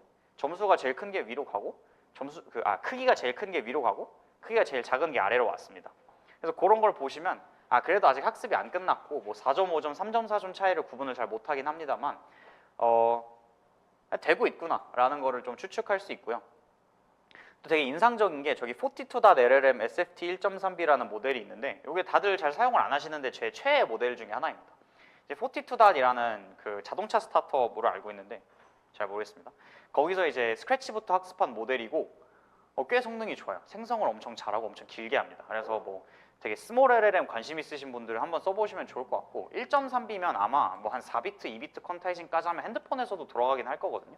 그래서 정말 이제 온디바이스 LLM 관심 있으신 분들로 한번 사용해 보시면 좋은 모델이다라는 얘기를 갑자기 드리고 싶었고, 네, 그래서 뭐 이런 프로젝트가 진행 중입니다. 저 QARB, 이제 지식 충돌이 있을 때 언어 모델이 이걸 어떻게 해결할 것인가, 그리고 한국에 관련된 한국어 지시문 데이터셋 만드는 작업, 그리고 그 완성된 데이터셋에 대해서 평가할 수 있는 언어 모델을 만드는 작업, 뭐 이렇게가 이제 저희 팀에서 제가 진행하고 있는 프로젝트들이라고 생각을 해주시면 되고, 뭐 한두 개 더 있어요. 제 주제가 아니어서 이렇게 막 와서 말하기가 좀 그렇네요. 요거는 이제 마찬가지로 이제 K-발에서 K-프로메테우스로 돌렸을 때 뭐 결과 스코어인데, 마찬가지로 최종 스코어가 아닙니다. 이렇게 생겼을 거다, 뭐 이런 얘기로 갖고 와봤고, 결국에는 뭐 브레인스토밍은 누가 제일 잘하고, 코즈 앤 이펙트 어널리시스는 누가 제일 잘하고, 뭐 empathetic reasoning, 그러니까 약간 공감하는 말하기거든요. 그래서 질문이 막 그런 거예요. 그래서 뭐 한국의 언어 관련된 논리지에서 empathetic reasoning을 해라 이러면은 이제 그 높임 표현을 배우는데 어려움을 겪고 있는 외국인한테 공감하는 말하기를 하라고 시키거든요. 그런 질문들이 이루어져 있습니다. 여기까지가 이제 제 논문에 관한 얘기고요. 좀 뭘 할 수 있을지 나도 연구를 해보고 싶은데 하시는 분들이 있으면은 좀 고려할 수 있는 거를 만들어 봤습니다. 사실 저는 뭐 연구를 막 엄청 많이 해본 사람은 아니에요. 이제 영어 논문 이제 뭐 한 4~5개 써봤고 그중 대부분은 뭐 아무도 안 읽고요. 그리고 이제 막 헤레벤치, KMMLU 하고 지금 최근에 지금 그 커밋한 논문까지가 한 3개 정도가 그래도 좀 괜찮은 논문들인데 뭐 잘은 모르지만 여기서 저보다 많이 써보신 분들도 분명 계실 거고 저보다 많이 써본 지인을 갖고 있는 사람은 진짜 무조건 있을 겁니다. 그래서 뭐 사실 제가 막 이런 걸 부탁을 하셨어요. 막 와서 이런 조언을 좀 해줬으면 좋겠다. 이제 제가 할 감인지 모르겠지만 이제 만약에 한국어 평가 데이터셋 만드는 연구를 하고 싶다 혹은 회사에서 해야 된다면 어떻게 할 수 있을까를 살짝 매핑을 해봤습니다. 우선 첫 번째로 고려할 사항은 내가 잘 아는 그 도메인이 있는가를 고려를 해보셔야 돼요. 그러니까 제가 언어 말고, 그러니까 자연어 처리 말고 확실히 알고 있는 도메인이 있으면 일이 훨씬 수월해집니다. 이게 진짜 웃긴 게 해외에서도 어려운 벤치마크들이라고 하면은 MMLU도 그렇고요, GPQA도 그렇고, GSM8K도 그렇고 다 스템 계통이거든요. 그 이유가 뭐냐면 그거를 만들고 있는 인공지능 개발자들이 그냥 과학자들이에요. 그래서 본인들이 아는 게 과학밖에 없어서 어쩔 수 없는 사실이에요, 사실. 왜냐면은 뭐 무시하는 건 아닙니다만 카이스트 박사 이렇게 막 인공지능 기계공학 학사, 인공지능 석사 박사 하신 분을 데리고 와서 갑자기 좋아, 너가 이제 회계에 대한 벤치마크를 만들어 봐. 다만 이제 이미 사람 수준은, 그러니까 일반인 수준은 아득히 넘어버린 GPT-4도 어려워할 만큼 어려운 회계 시험지를 너가 만들어 봐 하면 사실 이게 너무 힘들잖아요. 그런 건 회계사 분들이 오셔서 만들어야 되는 거거든요. 그러니까 결국에는 이제 내가 잘 아는 도메인이 있는가 없는가로 되게 나뉘게 됩니다. 만약에 본인이 아는 도메인이 있거나 혹은 이제 회사에서 요구하는 도메인이 있다면 이제 해외에서는 우선 그 해당 도메인의 평가 데이터셋들이 뭐가 있는가를 한번 확인을 해보셔야 되고요. 이제 KMMLU가 딱 이건데 해당 도메인을 위한 시험지가 공개가 되어 있는가도 한번 확인해 보시면 좋아요. 이게 돼 있으면 그냥 긁어와서 만드시면 돼요. 크롤링 해가지고. 물론 저작권 이슈가 있긴 합니다만 그거를 이제 저는 어떻게 좀 해소를 하냐면 평가 데이터셋을 만드는 입장에서 저희는 이 저작권이 있는 이 문제들을 학습을 시키진 않습니다. 그러니까 저희 학습에 들어가지도 않고 그래서 저희는 이제 CC by NCND라고 해서 Non-Commercial의 Non-Derivative 라이선스로 발표를 하는데 이게 뭐냐면 사업적 이용이 안 되고 재생산도 안 되는, 그러니까 있는 그대로만 사용해야 되는 라이선스입니다. 요거를 통해서 발표하는 방법으로 좀 저희는 조금 비껴가는데 뭐 마찬가지의 방법을 선택하실 수도 있고요. 그리고 해당 도메인과 타 도메인이 무엇이 다른가를 되게 많이 고민을 해보셔야 돼요. 이게 사실 되게 매력적인 포인트거든요.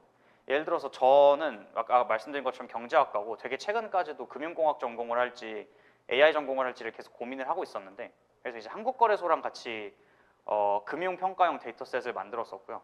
이때 만들 때 저희가 신경 썼던 부분은 지금 당장 얼마나 좋은 데이터셋을 만드는가가 아니에요. 사실 금융에서. 왜냐하면 금융에서는 그 저희가 팩트라고 믿고 있는 것들이 너무 빨리 바뀝니다. 예를 들어서 테슬라는 상장사이다 라는 yes or no 퀘스천이 있으면 지금은 당연히 yes인데 한 10년 전은 아니었을 거거든요. 그러니까 그런 질문들을 만드는 게 의미가 없다는 거죠. 뭐 당연히 뭐 매일 바뀌는 거, 뭐 오늘 시총 1위가 누가, 이건 절대 안 되고요. 뭐 좀 긴 텀에서 바뀌는 지식들도 안 돼요. 뭐 FOMC가 뭐 매파적이야 뭐 이런 질문도 당연히 안 되고 우리나라 국가가 뭐 경제에 대해서 어떤 정책을 갖고 있어? 이거 뭐 대통령 선거가 오면은 이제 막 답이 뭐 미쳐 날뛰겠죠. 계속 바뀌겠죠. 그래서 저희가 KRX랑 했던 거는 이제 참고 자료를 넣어주면 모델이 알아서 벤치마크 데이터를 생성할 수 있도록 하는 파이프라인을 구축을 했습니다. 이 파이프라인을 구축하는 데 있어서 그러니까 인간의 손을 안 타는 게 제일 핵심적이란 말이죠. 그래서 어떻게 하면은 사람 손을 타지 않고 데이터셋에, 그러니까 평가 데이터셋에 포함되는 false positive의 비율을 가장 낮출 수 있을까가 저희의 연구 주제였어요. 아직 논문이 공개는 안 됐습니다만 이것도 이제 나름 잘 억셉이 돼서 어딘가 찾아가게 되었고요. 그리고 이제 그런 느낌으로 이제 저희가 금융 도메인에서는 그런 게 달라져야 되겠다라고 생각을 했던 거죠. 그래서 지금 당장 한 1년 잘 쓸 수 있는 벤치마크 말고 뭐 그것보다 조금 퀄리티가 떨어질지언정 사람이 돈만 한 30만 원 쓰고 버튼만 누르면 계속해서 그 시기에 맞는 벤치마크를 생성할 수 있는 방법이 무엇일까를 고민했다라고 생각을 해주시면 됩니다. 이런 게 뭐 리걸에도 있고 뭐 저 리걸을 잘 모릅니다만 뭐 도메인마다 있겠죠. 그 다음에 만약에 내가 아는 도메인이 잘 없다, 아니면 뭐 회사에서 요구하는 도메인이 따로 없다, 나 완전 개인 연구자다, 뭐 저 같은 사람이죠. 그럼 이미 존재하는 데이터셋을 번역 혹은 재구축할 것인가 해서 yes or no로 또 나뉘어요. 만약에 이미 존재하는 데이터셋을 번역 재구축을 하기로 하셨다면 이것도 사실 약간 로우 행잉 프루트입니다. 금방 쓰실 수 있어요. 왜냐면 제가 KMML을 쓰는데 2달 걸렸다라고 말씀을 드렸잖아요. 그리고 그 2달 만에 제가 여기서 이렇게 발표를 하게 되었는데 마찬가지입니다. 그거 그냥 아무거나 집어서, 물론 진짜 아무거나 집으면 안 되겠지만 적당한 걸 집어서, 번역은 좀 애매하고요. 그거를 한국어로 재구축하는 것만으로도 엄청 큰 뭐 노벨티나 오리지널리티가 있지는 않습니다. 엄청 큰 컨트리뷰션인 건 확실해요, 정말로. 예를 들어서 그거를 이제 그럼 적당한 데이터셋을 어떻게 골라라는 질문에 대해서 뭐 GPT-4나 클로드의 테크니컬 리포트에는 있는데, 그러니까 해외권에서 모델을 발표할 때는 평가에 사용하는 데이터인데 하이퍼클로바에선 사용하지 않은 벤치마크가 무엇이 있지?를 한번 보시면 돼요. 그거는 결국에는 있었으면 썼다는 얘기거든요, 하이퍼클로바. 그러면 이제 뭐 같이 기사도 났겠죠, 인용도 되고. 그리고 제가 오타를 냈는데 하이퍼클로바가 사용한 데이터셋 중에서 오픈소스가 아닌 게 뭐가 있지? 또 한번 고민해 보시면 좋을 것 같아요. 몇 개 있습니다. 마지막으로 도메인도 없고 그치만 재구축도 싫어, 나 약간 오리지널리티 있는 연구를 하고 싶어 하면은 이제 내가 만들고자 하는 데이터셋이 왜 아직 없지를 한번 고민을 해보셔야 됩니다. 뭔가 아이디어가 있다면, 없으면 사실 그러니까 연구가 진짜 1년에 뭐 자연어철에 관련된 연구가 탑 컨퍼런스에서만 거의 한 2만 개, 3만 개 발표가 되거든요. 뭐 탑 컨퍼런스의 범위를 어떻게 잡냐에 따라서 좀 다르겠지만 많아도, 그러니까 적게 잡아도 몇천 개예요, 최소한. 근데 그런 상황이 몇 년간 지속됐는데 내가 하고자 하는 데이터셋이 아직 없다? 그럼 약간 필요가 없는 걸 수도 있고, 혹은 만들기 진짜 어려운 걸 수도 있어요. 그러니까 그걸 약간 마음의 각오를 하고 시작을 하셔야 됩니다. 그리고 내가 만들고자 하는 데이터셋이 무엇이 다른가를 되게 객관적으로 볼 수 있어야 돼요. 그러니까 지금 제가 아까 말씀드린 QARB라는 프로젝트에서 제가 겪고 있는 문제인데, 열심히 진행을 했는데 질문도 한 700개 만들었는데 한 달 반 썼는데 이미 비슷한 게 있더라고요. 살짝 고민 중입니다. 이걸 어떻게 프레이밍을 다르게 해야 할지. 네, 이런 것들을 한번 잘 찾아보시면 아마 벤치마크를 쓰는 논문에 대해서는 좀 도움이 되시지 않을까 생각이 들고요. 제가 몇 개를 생각을 해봤어요. 이거 그냥 오는 길에 약간 생각을 하다가 든 생각인데, 이제 커먼센스 리즈닝이라는 분야가 되게 중요하거든요. 근데 한국어로 커먼센스 리즈닝이 없어요. 그러니까 커먼센스 리즈닝이라고 하면은 되게 간단한 지식을 갖고 논리적으로 사고했을 때 되는 게 뭐, 그러니까 풀 수 있는 문제들인데, 예를 들어서 광화문을 마주보고 섰을 때 내 오른쪽은 동서남북쪽 어느 방향인가는 사실 뭐 외우긴 힘들죠. 뭐 이런 걸 어디서 설명하진 않을 테니까. 근데 쉽게 생각해보면 무조건 동쪽이거든요. 광화문은 이제 남쪽을 바라보고 있으니까.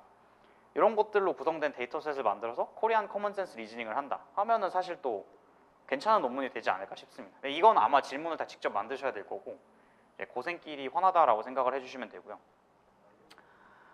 진짜 훤해, 진짜 힘들고요. 저런 거는 그래도 한 4,000개, 5,000개 정도는 모여야지 아마 좀 쓸만하실 겁니다. 그리고 제가 오늘 막 한 돌려봤는데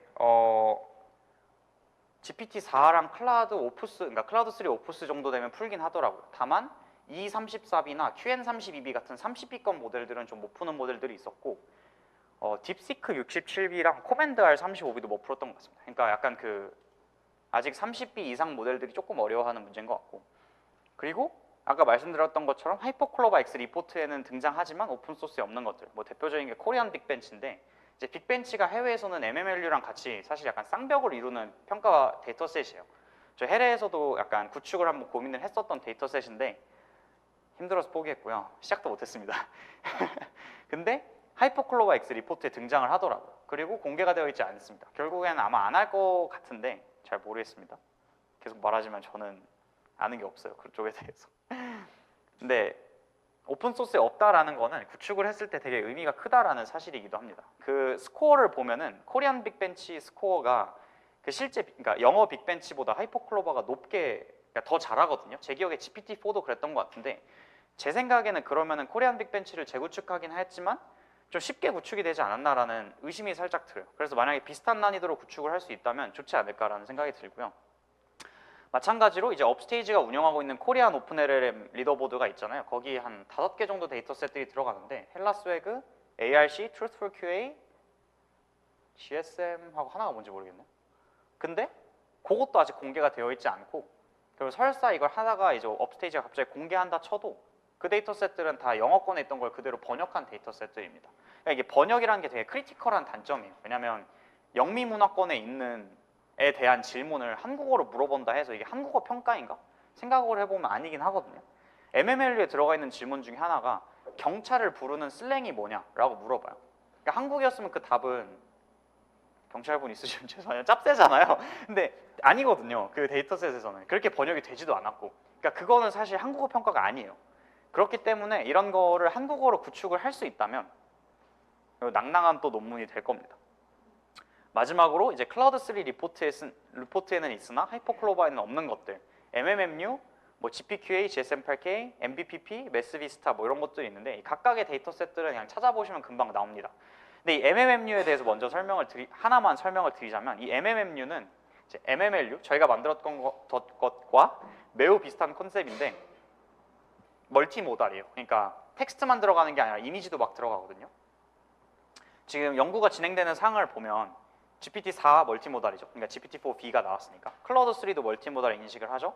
오늘 레카에서 레카 코어라는 모델을 새로 공개했는데 그것도 멀티모달입니다. 그러면은 이제 하이퍼클로바도 하겠죠? 뭐 오픈소스 모델도 나오겠고, 한국어 오픈소스 모델이 하나 있는 걸로 알고 있는데 제가 이름을 까먹었습니다. 그럼 필요하게 될 겁니다. 그러면은 또 지금 시작하시면 아마 내년쯤 인용이 되실 거예요.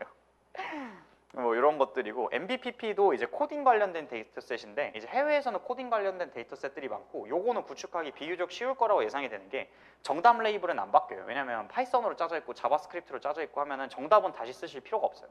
한국어로 질문만 다시 쓰면 되거든요. 그럼 비교적 좀 쉬운 작업이 되겠죠. 다른 것들은 정답도 다 바꿔야 되는데. 여기까지가 제 발표고요. 이제 페이퍼샵 후기를 이제 7분 동안 짧게 한번 진행을 해보도록 하겠습니다. 제가 제 발표를 준비하느라고 여기 슬라이드가 좀 부실한데, 네, 뭐 열심히 설명해 보겠습니다. 이 페이퍼샵은 이제 모두 연구소에서 논문을 억셉이 된 팀에 한해서 지원을 이제 한 200만 원 정도 해주시는 프로그램이고, 그리고 패컬티를 매칭해 주시는 프로그램인데, 전 되게 좋다라고 생각을 합니다. 왜냐면은 뭐 소속이 있으신 분들은 얘기가 좀 달라지긴 하지만, 저는 소속이 없을 때부터 사용을 했고, 그런 분들이 있어서는 논문이 억셉이 돼도 가는 게 좀 부담이에요. 얘네 다 뭐 제가 다음 달에 가는 거는 비엔나에서 하나 있고 토리노에서 하나 있는데, 이게 항공비도 그렇고 이게 진짜 아찔하거든요. 이 등록비도 막 몇십만 원씩 나가고 그래요. 그런 점에서 돈을 지원해 준다는 게 상당히 개꿀인 부분입니다. 그래서 많이들 사용하셨으면 좋겠고요. 저는 이제 오픈 소스에서 연구를 자주 하는 입장에서 팀을 우선 만들고 주제를 정하는 거에 대해서는 좀 부정적으로 생각을 하는 편입니다. 만약에 본인이 아직 딱 나 이거 해보고 싶은 연구 주제가 없다, 그래서 팀을 만들어서 브레인스토밍과 아이디에이션을 해보겠다라는 상황이라면 아직 연구할 준비가 안 된 걸 수도 있어요. 그때는 논문을 더 많이 읽으셔야 됩니다. 이것도 진짜 웃긴 게, 논문 한 3개 쓰고 와서 이런 얘기 하는 게 진짜 웃긴데 다른 분들은 생각이 다르실 수 있네요. 그냥 제 의견이에요. 그렇게 들으셨으면 좋을 것 같고 그래서 제 의견은 주제를 먼저 정하셨으면 좋겠어요. 그게 사실 얼마나 어려운 주제인가 얼마나 쉬운 주제인가는 크게 중요하지 않은 것 같아요. 왜냐면은 해외에서도 분명히 쉬운 학회들이 있거든요. 저도 쉬운 학회를 많이 써봤고 워크숍도 많이 써봤고, 근데 그 과정에서 분명히 배우는 게 많습니다. 쉬운 논문이라 하더라도 내 생각을 영어로 8페이지 정도 쓰고 그 8페이지를 흥미롭게 채우는 게 실험들로 진짜 생각보다 쉽지 않거든요. 그런 것들을 쉬운 논문들로라도 많이 해보는 게 전 진짜 중요하다고 생각을 하고, 그래서 그런 식으로 내가 어떻게 이런 주제를 해보고 싶다라는 게 정해지셨으면 사실 그때 팀을 만들어도 부족하지 않습니다. 뭐 하고 싶어 하시는 분들은 워낙에 많기 때문에 팀을 만들 때는 그 모인 분들이 일을 엠빵해 주실 거라는 기대는 안 하시는 게 좋습니다.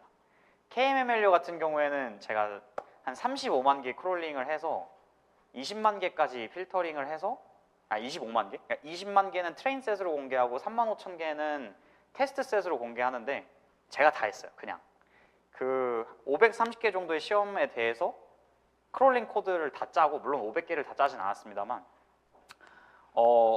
그 캡차가 계속 뜨더라고요. 그래서 셀레니움으로 한 18개 정도 멀티 프로세싱 돌려놓고 제가 캡차 그냥 일일이 손으로 껐거든요. 한 일주일 내내 자다 일어나서 끄고 자다 일어나서 끄고 이렇게 했는데 그런 것들은 사실 일을 나누기도 힘들어요. 어차피 똑같은 코드 돌리는 거고 컴퓨터에서 돌리는 건데 내 컴퓨터에서 안 돌릴 이유가 굳이 없거든요.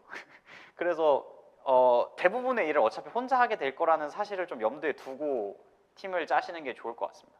왜냐하면 5명, 뭐 4명 이렇게 사람이 모였을 때 아무리 같은 주제를 보고 모인 사람이다 하더라도 그 관심사가 정확히 같기가 매우 힘듭니다. 해외 같은 경우에는 한국어 언어 모델 평가라는 되게 지엽적인 주제, 그러니까 한국어 언어 모델도 아니고 언어 모델 평가도 아니고 그 교차점인 한국어 언어 모델 평가를 갖고 모였는데도 다 다르거든요, 하고 싶은 게.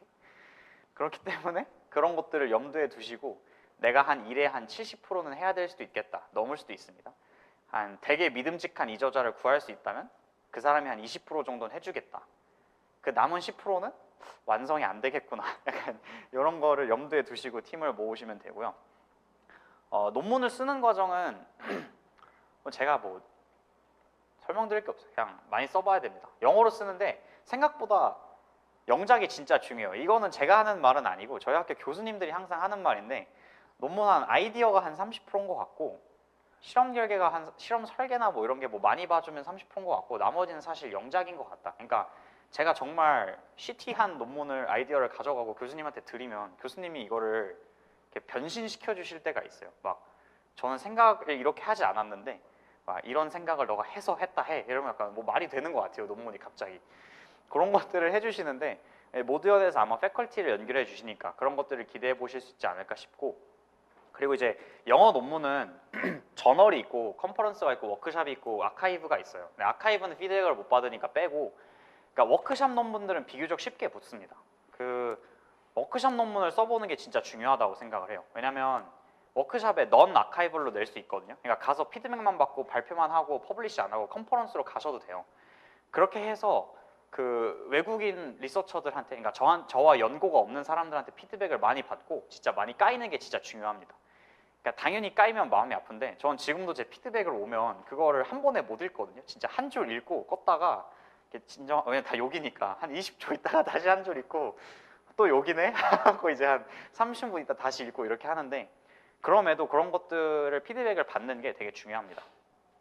그래서 뭐 모드연 패컬티도 매우 좋지만 이런 거를 워크샵에 넌 아카이벌로라도 떨어질 걸 알더라도 많이 내는 게 도움이 되지 않을까 생각이 들고요. 한 3명 정도 리뷰어가 보통 붙어요. 좀 괜찮은, 아니라 어지간한 워크숍에 냈다라고 생각을 하면 2명, 많으면 4명까지도 본 것 같은데 그 중에 1명은 진짜 문법 너드입니다. 약간 녹화 중에서 우스갯소리를 못하겠네요. 그러니까 그 문법 너드예요, 진짜 무조건. 그래서 진짜 첨삭을 엄청 빡세게 해줘요. 막 여기 S가 붙으면 안 되고 여긴 대문자여야 되고 뭐 이런 얘기를 다 해주시는데 제 그래멀리보다 더 잘해줍니다, 그 사람이. 그러니까 그런 것들이 영작에도 실력이 되게 많이 도움이 되고요.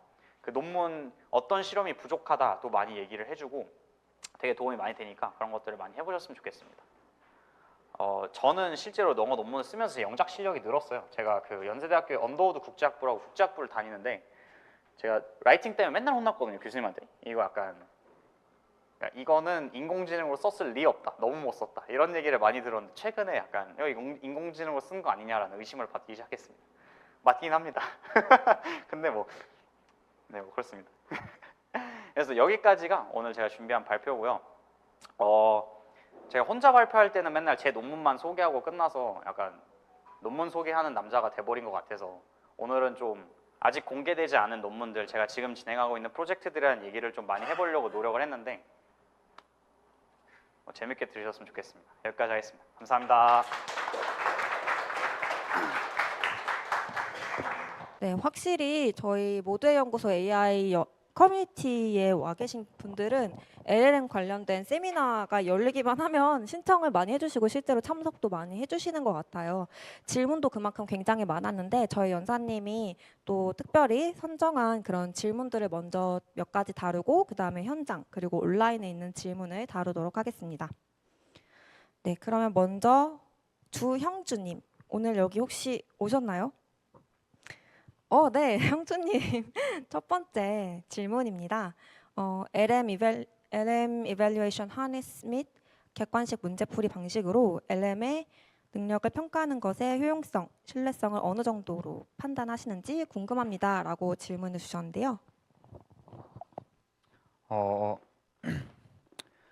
이제 사실 되게 자주 나오는 얘기 중에 하나입니다. 과연 객관식으로 언어 모델을 평가하는 게 의미가 있는가라는 얘기가 많이 나오고요. 여기서 말씀하신 LM 이벌 하니스 같은 경우에는 제가 속해 있기도 한 일루드 AI라는 해외 비영리 연구소에서 만든 패키지라고 생각을 해주시면 돼요. 그 오지선다형, 사지선다형 문제들을 쉽게 평가하기 위해서 만든 툴입니다. 사실 이 LM 이벌 하니스 프로젝트의 목적은 언어 모델을 제일 잘 평가하기 위해서 혹은 가장 신뢰성 있게 평가하기 위해서 만들어진 프로젝트는 아닙니다. 그 목표 자체는 모든 사람들이 같은 기준으로 언어 모델을 평가하게끔 하기 위해서 만들어졌습니다.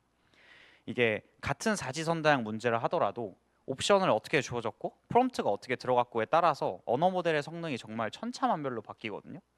진짜 뭐 작으면 5점, 크면은 뭐 한 20점까지도 바뀌게 되는데 그거를 통일하는 프레임워크를 제공한다는 점에서 사실 큰 의미를 가지는 그 프레임워크고요. 아까 말씀드렸다시피 MMLU 제가 만드는 데이터셋이지만 이게 언어 모델이 얼마나 잘 사고하는가를 평가하는 데이터셋이라고 전 생각하지는 않습니다. 모델이 얼마나 많은 지식을 외우고 있는가를 평가하는 데이터셋인데 사실 그것만으로도 되게 중요하다라고 생각을 해요. 그 많이 외우고 있어야지 사실 뭐 많이 말할 수 있잖아요. 그러니까 한국에서 이제 수시 정시 싸움과 사실 비슷하다라고 생각을 하는데 분명 뭐 정시가 놓치는 부분이 있겠지만 사실 저희가 정시를 포기할 수 없는 것과 같은 이유에서 그런 기능, 그러니까 통일화된 평가 툴을 제공하고 그리고 쉽게 평가할 수 있는 툴을 제공한다는 점에서 이제 평가의 가장 기본이 되는 그래서 꼭 해야 하는 뭐 이것만 쓸 수는 없겠지만 꼭 해야 하는 그런 툴이라고 저는 생각을 합니다. 감사합니다. 네, 답변이 좀 되셨나요? 네. 어, 저희가 Q&A로 약간 급하게 들어간 것 같은데 정작 연사님 오늘 어떠셨는지 네, 소감을 못 여쭤본 것 같아요. 오늘 강연 좀 어떠셨나요? 뭐 재밌었습니다. 다들 되게 뭐 할 말이 없네요. 그 누군지 말을 약간 무섭게 쳐다보시는 분이 있어. 약간 긴장하면서 했는데 일부러 딴 데 쳐다봤습니다. 아는 분이 좀 오셨군요. 네? 아는 네. 분들이 뭐 좀 아는 오셨군요. 분도 있고 뭐 여기 앉아서 보니까 약간 이렇게 위에 계시면서 더 약간 무서운 느낌이 좀 있네요. 재밌었습니다. 네, 감사합니다. 그럼 다음 질문으로 좀 넘어가 보려고 하는데요. 허윤성님의 질문입니다. 혹시 계신가요? 오, 네, 윤성님 같이 오셨던 걸로 기억을 하는데 초기 데이터 설계 정책 수립 과정에서 데이터의 품질 평가를 어떻게 설계하는지 궁금합니다. 예를 들어 샘플 데이터가 평가용으로서 적절한지 아닌지에 대한 판단을 어떻게 하는지 궁금합니다라고 질문을 주셨습니다. 요 질문을 제가 대답을 해야겠다라고 생각했던 이유가 최근에 그 이제 비슷한 주제로 연구하고 있는 대학원에 계신 분을 만났는데 똑같은 질문을 여쭤보시더라고요. 그래서 이게 생각보다 많은 사람들이 하고 있는 고민이구나를 느낄 수 있었는데 연구의 성격에 따라서 매우 달라지는 것 같습니다. 예를 들어서 MMLU 같은 거, 그러니까 저희가 만들었던 KMMLU 같은 경우에는 질문을 애초에 저희가 만든 게 아니어서 이런 거에 대한 고민을 할 필요가 좀 없었습니다. 그냥 사람들도 못 푸는 거 갖고 와서 언어 모델은 얼마나 푸나 보자 뭐 이런 느낌이었고요. K2 이발 같은 경우에는 저희가 질문들을 하나씩 다 만들고 있으니까 좀 이런 거에 좀 더 관심을 가지고 살펴보게 되었는데 결국에는 그 만들기 전에 그러니까 실행을 많이 시켜보는 수밖에 없어요. 다양한 언어 모델들한테 이것저것 다 시켜보고 이런 것들을 못하는구나를 좀 감을 잡고 그거에 맞춰서 좀 만드는 느낌입니다. 결국에는 약간 경험적인 거다라고 말씀을 드릴 수 있을 것 같고요. MMLU처럼 이미 있는 걸 갖고 오는 게 아닌 이상 반대로 이게 그렇게 중요하지 않은 경우는 제가 아까 말씀드렸처럼 막 제가 KRX랑 같이 진행했던 것처럼 그러니까 데이터셋 자체가 주가 아니라 뭔가 파이프라인이 주일 때는 사실 이런 거에 대한 고민을 조금 덜 하셔도 됩니다. 뭐 다시 얘기로 돌아와서 만약에 직접 질문부터 다 만드실 계획이라면 그만큼 많이 사용해보고 그만큼 못하는 부분을 찾는 수밖에 없는 것 같습니다. 네, 좀 답변이 되셨나요? 네. 그러면 저희 사전 질문은 우선 잠시 여기까지 하고 현장 질문을 받도록 하겠습니다. 질문 있으신 분 손 들어주시면 마이크 전달 드릴게요. 저희가 온라인에 또 지금 한 60여 분 함께 계시기 때문에 네, 회사님 여기 마이크 전달 부탁드립니다. 간단하게 자기소개 하시면서 질문 주시면은 조금 더 질문을 이해하는 데 도움이 되니 참고해 주시면 감사하겠습니다. 안녕하세요. 저는 오늘 여기 모디언 사실 처음 와봤고요. NC소프트에서 근무하고 있는 손선일이라고 합니다. 발표 너무 잘 해주셔서 사실 논문을 다 못 읽어보고 왔는데 잘 들었고요. 그 궁금한 게 뭐 다소 지엽적일 수도 있는데 궁금한 게 좀 있어서 듣다 보니까 그 예시를 들어준 게 되게 특이한 질문이었을 수도 있다고 생각은 드는데 이제 예를 들면 이제 AGI를 추구하는 오픈AI 같은 회사에서는 모든 거에 대해서 다 답변을 해야 된다고 생각할 수도 있다고 저는 생각이 들지만 지금 영국 그 벤치마크 연구가 진행되고 있는 그 흐름에 있어서는 랭귀지 모델이 어디까지 알아야 되나라는 그 고민을 분명히 하셨을 것 같거든요. 근데 그런 관점에서 좀 생각을 듣고 싶습니다. 왜냐하면 이제 건물이 5층 높이보다 높은 게 몇 개 있냐라는 질문은 뭐 예를 들어 지평선 사진을 보여주고 물어봤다라고 치면은 뭐 에스티메이션의 성격이 있을 수도 있지만 이제 이거는 이런 자료가 나와 있는 자료가 있기는 있는가라는 의심이 드는 질문이긴 했거든요. 네, 그게 질문 한 가지고 기회를 얻은 김에 한 가지 더 물어보면 요즘 이밸류에이션에 대한 얘기가 많이 나오는 것 같은데 사실은 제 생각에는 22년도까지만 해도 이런 얘기가 그렇게 활발한지 모르겠다라는 생각이 좀 있었어요. 21년인지 22년인지. 근데 그 어떤 트리거가 있을 거라고 저는 생각은 하는데 그런 거에 대한 어떤 뭐 이거였을 것 같다 이런 생각이 있으신지 이렇게 두 가지 물어보고 싶습니다. 그 첫 번째 질문에 대해서 먼저 답을 드리자면, 네, 맞아요. 약간 오버했습니다. 근데 저는 할 만한 오바였다라고 생각을 하고요. 왜냐면 말씀하셨던 알아야 할 만한 것들, 그리고 그 중에서도 조금 어려운 것들은 전 제가 이미 KMML에서 어느 정도 커버를 했다라고 생각을 합니다. 저는 언어 모델을 평가할 때 그 언어 모델이 풀 수 있는 가장 어려운 질문과 그 언어 모델이 풀 수 없는 가장 쉬운 질문, 이 두 가지로 그 언어 모델을 평가할 수 있다라고 생각을 하거든요. 저는 이제 언어 모델이 풀 수 있는 가장 어려운 질문 쪽을 사실 오늘 보여드린 거고, 저희가 말씀해 주셔서 진짜 신기한데 가장 쉬운 질문을 연구하는 주제도 사실 있긴 합니다. 그 기억으로 시작하는 단어가 뭔지 생성해봐, 혹은 시계의 첫 자음이 뭐야? 뭐 이런 데이터 셋들로 저희가 만들고 있는 게 있는데, 사실 언어 모델이 그런 걸 잘 못 풀어요. 왜냐하면 시계를 한 토큰 단위로 자르게 되면 언어 모델은 거기 안에 잠호음이 뭐가 들어가는지 사실 학습할 일이 많지 않습니다. 그런 식으로 저희가 가장 어려운 질문과, 그러니까 언어 모델이 못 푸는 풀 수 있는 가장 어려운 질문, 언어 모델이 풀 수 없는 가장 쉬운 질문, 이 두 가지가 사실 저희가 제일 갖고 있는 관심사인데, 오늘 보여드렸던 거는 전자에 해당이 되는 것 같고요. 말씀드린 것처럼 사실 5층 건물이 몇 개 있는지 알 일이 없죠. 그리고 제가 그래서 말씀드렸던 게 그 GPT-4를 갖고 와도 인터넷 커넥션을 붙여도 못 풀더라라는 얘기를 사실 그래서 말씀을 드렸던 건데, 그 질문이 그만큼 어려워야지 사실 변별력이 갖춰진다라고 생각을 합니다. 어떤 모델은 그래도 나름 논리적인 그걸 통해서 추론을 하는 모델이 있을 수도 있고, 어떤 애는 그냥 10만 개라고 그냥 찍기도 하거든요. 이런 거에 있어서 언어 모델을 좀 줄 세울 수 있는 기능을 하지 않나라는 생각이 들고요. 이밸류에이션에 대한 논의에 대해서 좀 말씀을 드리자면, 사실 해외에서는 전 계속 활발해 왔다라고 생각을 합니다.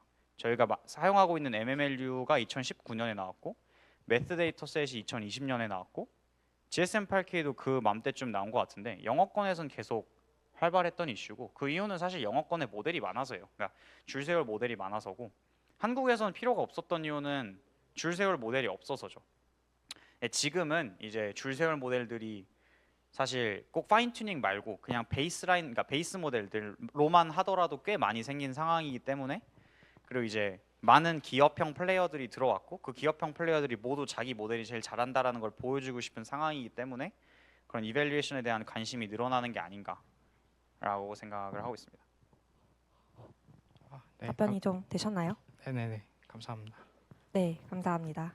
그러면 네, 오프라인에 지금 손 뜨신 분들이 좀 많은데요. 일단 저기 안경 쓰신 선생님께 네, 먼저 주시면 감사하겠습니다. 네, 마인즌 컴퍼니의 백영상이라고 합니다. 너무 하고 싶었던 얘기에 대한 질문이어서 기분이 좋은데요.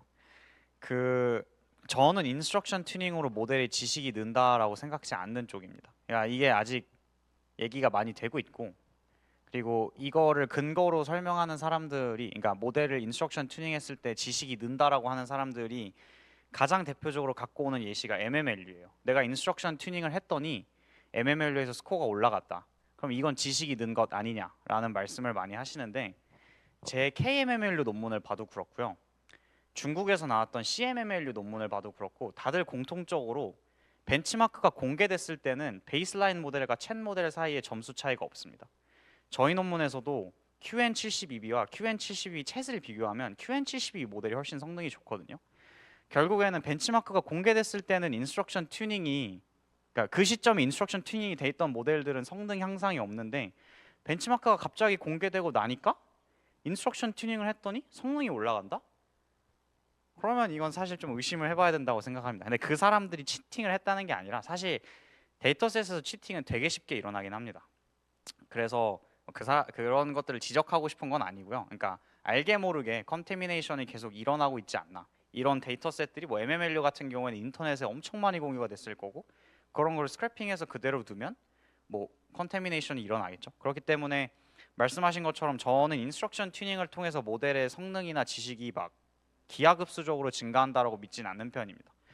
그래서 저는 만약에 전 파인 튜닝을 자주 안 하긴 하지만 저한테 파인 튜닝을 하라고 하면 저는 그냥 제 GPU에서 돌아가는 가장 큰 베이스 모델을 고릅니다.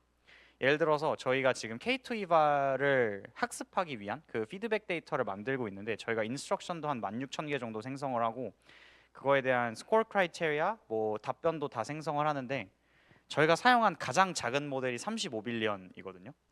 그리고 저희가 사용한 가장 큰 모델이 104빌리언을 4비트 퀀타이징해서 사용을 하는데, 이게 진짜 속이 너무 시원해요.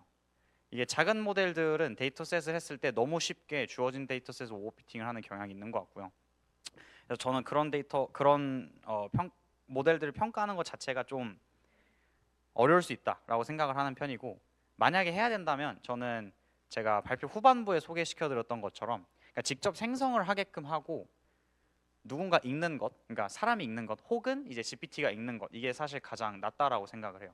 그리고 가능하면 그 물어보는 질문들도 계속 바뀌면 좋겠죠. 그러니까 저희가 그 KRX랑 같이 했던 논문처럼 계속 새로운 인스트럭션들이 뽑아서 나오고, 그러니까 질문들이 뽑아서 나오고, 그거에 대해서 언어 모델을 생성을 해보고 그거에 대해서 GPT-4가 실시간으로 계속 평가를 하고 있으면, 그러면은 그런 문제를 아마 최소화할 수 있지 않을까라는 생각이 들긴 합니다. 근데 말씀하신 게 가장 어려운 부분이긴 하죠. 언어 모델을 평가하는 데 있어서. 네, 저희가 질문이 많지만 이제 온라인에 질문 하나 다루고 좀 맞춰야 할 것 같아요. 조금 시간이 부족해서 네, 저희 최호재님이 질문을 주셨는데요. 오픈소스 팀을 운영하기 위해서 동기부여가 필요했던 상황과 어떻게 동기부여를 했는지 이런 질문 주셨네요. 저는 동기부여가 누구보다 잘 돼 있습니다. 전 지금 석사를 가야 되기 때문에 전 빨리 논문을 써야 돼요. 그래서 지금 약간 저는 동기부여가 누구보다 잘 돼 있고, 그 사전 질문에도 사실 관련 질문들을 적어주신 분들이 많았어요. 이런 거 왜 하냐, 동기부여 어떻게 받냐, 이런 거 어떻게 열정을 가지냐. 저는 다 제 인용수 때문에 합니다. 이렇게 말하면 너무 이상한가요? 모르겠어요. 저는 그렇게 하고요. 다만 이제 얘기 하나만 더 할게요. 그 미국에 비자 받을 때 인용수가 100번 넘어가면 신청할 수 있는 전형이 따로 있더라고요. 그런 게 동기부여가 되고요. 그 오픈 소스 하는 사람들에게 저는 사실 팀 리드를 맡은 사람의 역할은 하나라고 생각을 해요. 이걸 스펙으로 만들어주는 게 팀 리드가 맡은 역할이라고 생각을 합니다. 오픈 소스 하는 사람들은 돈을 받는 것도 아니기 때문에 이 사람들이 기여한 시간이 그냥 무로 없어지면 이 사람들은 뭐 할 이유가 없어요. 그러니까 그만큼 그 기여할 이유를 만들어주는 게 중요한 것 같고, 저는 그게 그러니까 냉정하게 생각을 해서 이게 논문이 되는 것, 이게 발표가 돼서 이 사람의 구글 스칼라의 사이테이션이 올라가고 사람들이 알아봐주고 너도 그 논문 쓴 사람이야? 라고 알아주는 것, 이 사실 오픈소스의 동기부여라고 생각을 합니다. 그 하이퍼클로바 같은 데서 코리안 빅벤치를 만들어서 공유를 안 하면 아무도 모르잖아요. 근데 저희가 오픈 소스로 KMML을 공개를 하면 많은 사람들이 써본단 말이죠. 나중에 언젠가 제가 면접을 보러 갔을 때, 야, 너 KMML로 너가 만들었어? 라는 얘기를 듣게 될 수도 있고, 그게 동기부여라고 생각을 해요. 그러니까 그런 거죠. 예를 들어서 제가 판다스를 만들었어요. 면접에 가서 제가 판다스를 만든 사람입니다. 이러면 사실 다들 와, 너 진짜 미쳤다 할 거 아니에요. 그러니까 저는 그런 게 오픈 소스의 동기부여라고 생각을 합니다. 많은 사람들에게 이용이 될 수 있고 그거를 그리고 스펙으로 만들어주는 게 부족하지만 제가 하고 있는 역할이라고 생각을 합니다. 답변 감사합니다. 그럼 마치기 전에 사심 담은 질문 하나 드리고 싶은데요. 저희가 페이퍼샵 기념 세미나이지 않습니까? 그래서 질문을 드릴게요. 페이퍼샵 목표로 하는 랩을 처음 개설하는 분들을 위한 조언을 해주신다면 경험자로서 한번 부탁드릴 수 있을까요?